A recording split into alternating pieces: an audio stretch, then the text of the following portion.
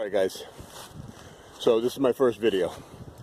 First time I've ever tried anything like this. I don't know how it's going to work out, but the way I figured was I should probably document what I'm about to try to do step by step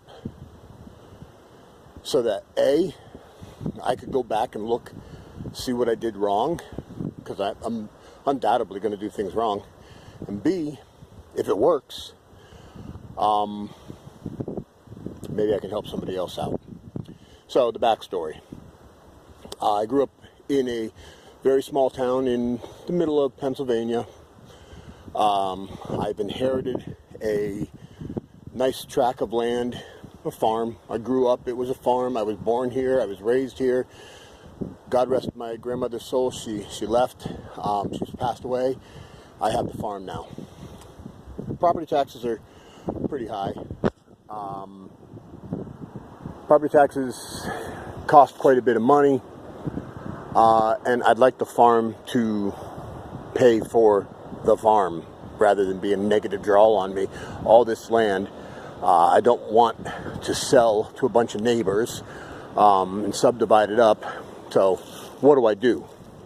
We call it the farm, but it hasn't been farmed. Yeah, I lease it to a guy, but it doesn't pay for the property taxes. It barely pays for the upkeep of the driveways and stuff. So, how do I make the farm pay for the farm? Well, guys, looking at me, you wouldn't assume it. But I'm going to try to start a vineyard. I don't even like wine. I'm a beer guy. But there's a lot of vineyards and wineries around here, and there's a lot of people that are, getting into the whole wine scene and wineries and wine tasting and stuff. And I guess grapes are a pretty good cash crop, if done right. So we're going to try to do a vineyard. So, like I said, this is the first video. This is step one. I am not going to start a vineyard. I am not going to put together a 30-acre vineyard and blow all my money in the bank, which is not a lot, without knowing what the hell I'm doing. So I wanted to do this to track my progress and show you what I'm looking at. This is March 22nd, Friday. It's about 10 o'clock in the morning. It is the second day of spring, and it is definitely not acting like spring. It's, 38, 39 degrees, cold, windy. Just a couple miles north of me, we had some snow. I am so sick of winter. And now it's even more important because I want to get to work.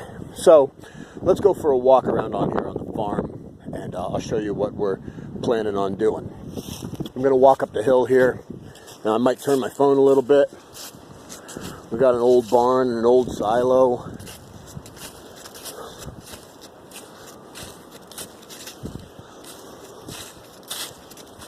So, as far as this is concerned, this hill that I'm walking up here, this hill is facing pretty much due west. And I've read some things on the internet where you want a southern facing slope. So, we'll see about finding a southern facing slope.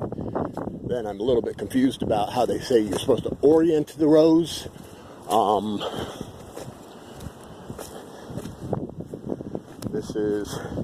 That's winter supplies to make sure you can get down the driveway without crashing and dying. But up here, right up there, is the cornfields, and we do a lot of crop rotation. The farmer I lease it to, he rotates crops, and he goes corn, soybean, soybean, corn, back and forth. But I used my GPS, or not my GPS, my compass on my iPhone, and this gentle slope here is a southern facing slope. Right here in this little pie shape, you go out that way, you go out that way, and then the diversion ditch up there, right here, you're talking roughly about 3.5, almost 4 acres. As far as I know, that can fit quite a few vines. So my thought is that's where I want to start. Now, when I say quite a few vines, first of all, you got to pick what grapes you're going to grow. I'm in Pennsylvania, so I can't get too exotic. Excuse me. My wife, Jen, she fell in love with this wine called Niagara. It's really sweet. As far as wines go, I can drink that. So apparently Niagara grows pretty well in our USDA zone. This, I believe we're in zone 6. Niagara's good 5 through 7. So I'm thinking Niagara because everything I've read on it, it seems to be perfect for the area, pretty resilient,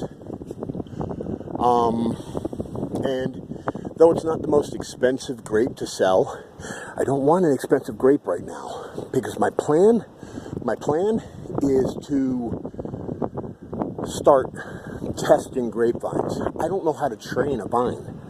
I've never grown a grapevine in my life, but if I buy a couple grapevines, and what I'm talking about is maybe like a dozen grapevines, and I build myself a trellis system, and I plant these grapevines for year 1, maybe I can perfect how I'm training the grapevine up the trellis, and then year 2, next year, buy more grapevines that are a year behind the ones that I will plant this year, and buy more. And so that way, I'm always a year ahead of the game as far as learning how to do it.